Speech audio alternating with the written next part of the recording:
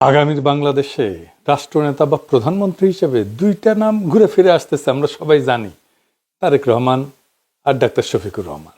এই আলোচনা আমরা ইচ্ছাকৃতভাবে দল, জোট, স্লোগান সব বাদ দিচ্ছি। আমরা একটা সোজা প্রশ্ন করব, রাষ্ট্র চালানোর জন্য কে বেশি যোগ্য? ইন্টারেস্টিং বিষয় হইল, দুইজনেই এই প্রথম সংসদে যাইতেছেন। কেউই আগে এমপি ছিলেন না, কেউই মন্ত্রী ছিলেন না, কেউই সরাসরি রাষ্ট্র ক্ষমতার দায়িত্ব পালন করেননি। তাই এখানে কেউ বলতে পারবে না আমি আগেও রাষ্ট্র চালাইছি। এই জায়গা থেকেই অনেকে কইতে পারেন যে তারেক রহমান রাষ্ট্র কিভাবে চলে সেটা বেশি বোঝেন, কারণ কথিত আছে বিএনপি আমলে তিনি হাওয়া ভবন থেকে ছায়া সরকার চালাইতেন। ধরে নিলাম, কিন্তু এখানে প্রশ্ন, রাষ্ট্র কিভাবে বিকৃতভাবে চলে সেটা বোঝা আর রাষ্ট্র কিভাবে ন্যায্যভাবে চালানো উচিত সেটা বোঝা এক জিনিস না। রাষ্ট্র নেতৃত্ব আসলে কি, এটা আগে একটু বুঝে দেখি। রাষ্ট্র চালানো মানে বক্তৃতা দেওয়া না, রাষ্ট্র চালানো মানে জনপ্রিয়তা ধরে রাখা না, রাষ্ট্র চালানো মানে দল চালানো না। কিন্তু রাষ্ট্র চালানো মানে ক্ষমতাকে নিয়ন্ত্রণে রাখা। আমি ক্ষমতায় যাইতেছি, কিন্তু ক্ষমতাকে আমার নিয়ন্ত্রণে রাখতে হবে। এই জায়গা থেকে আমি একটা ফ্রেম দিচ্ছি যাতে আপনি নিজেই বিচার করতে পারবেন কে রাষ্ট্রনেতা হওয়ার যোগ্য এবং রাষ্ট্রনেতা হইতে হলে কি কি যোগ্যতা লাগে। রাষ্ট্রনেতা হওয়ার জন্য লাগে দুই ধরনের সক্ষমতা। কি কি? এক নম্বর হইতেছে কোর ক্যাপাসিটি বা কোর সক্ষমতা, ভিত্তিগত সক্ষমতা। আর দুই নম্বর হচ্ছে এক্সটেন্ডেড ক্যাপাসিটি বা বর্ধিত সক্ষমতা। ভিত্তিগত সক্ষমতা যেটা কোর, সেটা ছাড়া রাষ্ট্র চলে না। যেমন প্রথমত একটা নৈতিক দৃষ্টিভঙ্গি লাগে রাষ্ট্রনেতা। নৈতিকতা মানে নেতা ব্যক্তিগতভাবে ভালো মানুষ এটা না, কিন্তু নৈতিকতা মানে কোন সিদ্ধান্তে কে ক্ষতিগ্রস্ত হচ্ছে, কে লাভবান হচ্ছে, আর সেই ক্ষতির দায় কে নিচ্ছে, এটার বোঝাপড়া। নৈতিক দৃষ্টিভঙ্গি না থাকলে আইন তখন অস্ত্র হয়ে যায় হাসিনার মতো, প্রতিষ্ঠান দলীয় হয়ে যায় হাসিনার মতো, আর রাষ্ট্র মানুষের বিরুদ্ধে দাঁড়ায় ঠিক হাসিনার মতো। এই জায়গায় আমি একটা কথা স্পষ্ট করে বলি, আজ বিএনপি এবং বিএনপির বুদ্ধিজীবীদের প্রধান অভিযোগ হইতেছে প্রশাসনে জামাত ঢুকে গেছে। কিন্তু প্রশ্ন হইল, প্রশাসনে কে কোন দলের সেটা আমরা জানবো কিভাবে? আমি তো যেদিকে তাকাই সেদিকে দেখি খালি বিএনপি আর বিএনপি আর বিএনপি, জুডিশিয়ারি বিএনপির, অ্যাটর্নি জেনারেল বিএনপির, উপদেষ্টাদের বেশিরভাগ বিএনপির সুপারিশে, আমাদের স্বরাষ্ট্র উপদেষ্টা বিএনপির সুপারিশে, আমাদের অর্থ উপদেষ্টা বিএনপির সুপারিশে, আসিফ নজরুল বিএনপি মনা, নির্বাচন কমিশন বিএনপি যা বলে তাই শোনে, তাও শান্তি নাই। কারণ আসলে তারা চায় পুরো রাষ্ট্রযন্ত্র দলীয়ভাবে দখল করতে। এই মানসিকতাটা নৈতিক ব্যর্থতা। দুই নাম্বার কোর ক্যাপাসিটি হইতেছে রাজনৈতিক বৈধতা। মানে ভোটে জেতা মানে বৈধতার শুরু, কিন্তু শেষ না। বৈধতা মানে মানুষ মনে করে এই নেতা শাসন করার অধিকার রাখে, হেজিমনি বলে, হেজিমনিক ক্যাপাসিটি। এই রাষ্ট্র ন্যায্য, এই প্রতিষ্ঠান বিশ্বাসযোগ্য। যেই মুহূর্তে বিশ্বাস ভেঙে যায়, রাষ্ট্র তখন কাগজে থাকে, বাস্তবে ভেঙে পড়ে। তিন নাম্বার হইতেছে খুব ইম্পর্টেন্ট, এইটা কোর ক্যাপাসিটি, কিন্তু এটা রাষ্ট্র চালানোর ম্যানেজমেন্ট ক্যাপাসিটি। রাষ্ট্র শুধু আদর্শ দিয়ে চলে না, রাষ্ট্র চলে বাজেট, প্রতিষ্ঠান, মানুষ, সংকট এবং ব্যবস্থাপনার মাধ্যমে। লক্ষ কোটি টাকার বাজেট, লক্ষ লক্ষ কর্মী, শত শত প্রতিষ্ঠান। এই পৃথিবীর সবচেয়ে বড় সংগঠন হলো রাষ্ট্র। নৈতিকতার বৈধতা শেষ পর্যন্ত বাস্তবায়নে এসে পরীক্ষা হয়। এই তিনটা হইল ভিত্তি। একটাও যদি না থাকে তাহলে রাষ্ট্র চলবে না। আর এক্সটেন্ডেড ক্যাপাসিটি কি কি? আধুনিক রাষ্ট্র এক্সটেন্ডেড ক্যাপাসিটি ছাড়া অকেজো। এইখানে এক নম্বর হইতেছে প্রতিষ্ঠান গঠনের ক্ষমতা। নৈতিক নেতা থাকলেই হবে না, প্রতিষ্ঠান না থাকলে নৈতিকতা ব্যক্তির সাথে মরে যায়। শক্ত রাষ্ট্র মানে ব্যক্তি নির্ভর না, নিয়ম নির্ভর রাষ্ট্র, প্রতিষ্ঠান নির্ভর রাষ্ট্র। যদি নেতা বদলায়, দেশ সব বদলায়, তাহলে রাষ্ট্র দুর্বল। দুই নাম্বার হইতেছে দীর্ঘমেয়াদের দৃষ্টিভঙ্গি। রাজনীতি সাধারণত স্বল্প মেয়াদী, কিন্তু রাষ্ট্র চালানো দীর্ঘমেয়াদী। এখন অজনপ্রিয় হইলেও ভবিষ্যতে জরুরি এই সিদ্ধান্ত নেওয়ার ক্ষমতা থাকতে হয় রাষ্ট্র নেতাদের। রাষ্ট্র মানে শুধু বর্তমান ভোটার না, রাষ্ট্র মানে যে এখনো জন্মায়নি তার ভবিষ্যৎটাও আমাকে চিন্তা করতে হয়। রাষ্ট্র মানে ভবিষ্যৎ প্রজন্মের দায়িত্ব। এইটারে বলে জেনারেশনাল রেসপন্সিবিলিটি। রাষ্ট্রকে জেনারেশনাল রেসপন্সিবিলিটি নিতে হয়। যে প্রজন্ম এখনো জন্মায়নি, আমাদের সন্তানদের সন্তানদের কথা আমাদেরকে চিন্তা করতে হয়। তিন নম্বর, সংকট সহনশীলতা এবং সিদ্ধান্ত নেওয়ার ক্ষমতা। সব রাষ্ট্র, সব মানুষ, সব প্রতিষ্ঠান সবসময় সংকটে পড়ে। অর্থনৈতিক, রাজনৈতিক, নিরাপত্তা, অনেক ধরনের সংকট। এই সংকটে আমি কিভাবে এটাকে সামলাবো, এইটা রাষ্ট্রনেতার একটা গুরুত্বপূর্ণ দায়িত্ব।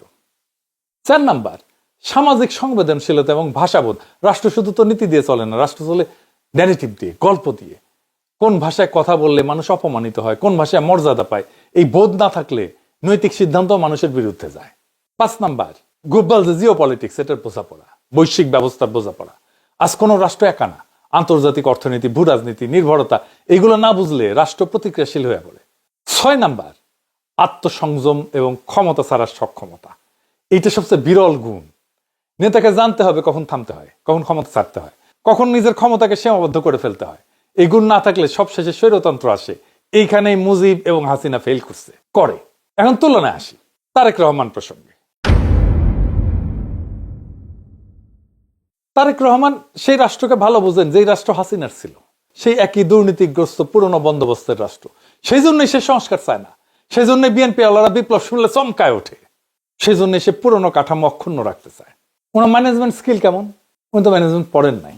এখন কইতে পারেন ডাক্তার শফিকও তো ম্যানেজমেন্ট পড়েন নাই, আমি এই প্রসঙ্গে আসবো পরে। তারেক রহমান ম্যানেজমেন্ট পড়েন নাই, প্র্যাকটিসও করেন নাই, করার সুযোগ পান নাই, কোথাও চাকরি করেন নাই, চাকরি বাকরি করেন নাই। উনি বিশাল রাষ্ট্র নামের সংগঠন চালাইবেন কেমনে? ওনার মার বাবা তো দেশের সেরা ব্রেনগুলোকে আশেপাশে রাখতেন, আর উনি তো চাকর বাকরদের রাখছেন আশেপাশে। তাই ফরিদপুরে সোয়াবিন চাষ পান, দিনাজপুরের আম এক্সপোর্ট করতে চান, নীলফামারীতে মেডিকেল কলেজ বানাইতে চান যেখানে মেডিকেল কলেজ আছে, কুমিল্লা ইপিজেড বানাইতে চান যেখানে ইপিজেড অলরেডি আছে, এবার কেয়ারে সরকারি হাসপাতালের রোগীর ডায়ালিসিস করাইতে চান, কারণ এবার কেয়ারে সারপ্লাস ক্যাপাসিটি আছে। উনি জীবনেও কোনোদিন খুঁজে দেখেন নাই বা জানেন না কেমনি খুঁজতে হবে সারপ্লাস ক্যাপাসিটি আদৌ আছে কিনা। আর 12,000 কোটি টাকার বাজেটে সারা দেশের মানুষকে ফ্যামিলি কার্ড দিতে চান, সাব্বাস। আর কার্ডের পরে কার্ড, তাও নাকি সব বেস্ট ব্রেন নিয়ে এইসব বানাইছে। শুনেন কি বলে ববি নিচ্ছে হাজ্জাজ, কি বলে শুনেন। বেশ অনেক মাস ধরে গুরুত্বপূর্ণ সব আপনার বিষয়গুলোতে জনাব তারেক রহমান বড় বড় আপনার টাস্ক ফোর্স টিম তৈরি করেছেন। হেলথ সেক্টর বলেন, এডুকেশন সেক্টর বলেন, এডুকেশনটার সাথে আমি নিজেই অতপ্রতভাবে জড়িত ছিলাম। আরো অনেকগুলো সেক্টরে গুরুত্বপূর্ণ টিমস তৈরি করেছেন পুরো ওয়ার্ল্ড, বাংলাদেশের যারা বেস্ট বিশেষজ্ঞ আছেন তাদেরকে নিয়ে। এই সেক্টরগুলোতে আমরা কিভাবে উন্নয়ন আনতে পারি এবং বিশ্বমাপে কম্পিটিটিভ আমরা হতে পারি, তো সেই জায়গা থেকে উনার বৃহত্তর প্ল্যান আছে, এটা আমি আপনাদেরকে পরিষ্কার জানিয়ে দিচ্ছি। উনার বৃহত্তর প্ল্যান আছে। শুনেছেন, টাস্ক ফোর্স বানাইছে, বানাইছে তারেক রহমান। আপনার এই প্ল্যান কোন মাঝারি সাইজের একটা আন্তর্জাতিক কর্পোরেটের ইন্টার্নকে দিয়ে করে দিতে পারতো, একজন, বেশি লোক লাগতো না, এর চাইতে ভালোভাবে করে দিতে পারতো।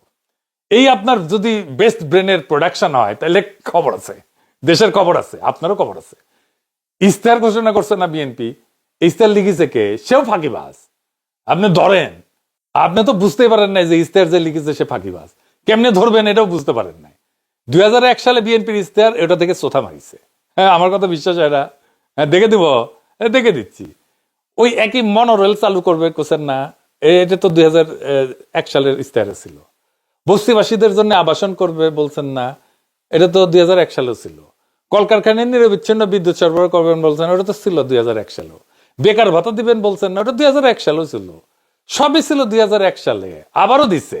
তো এখন বুঝেছেন তো, এগুলোও করবে না, আগের গুলো করেনি। আগের গুলো করেননি কেন?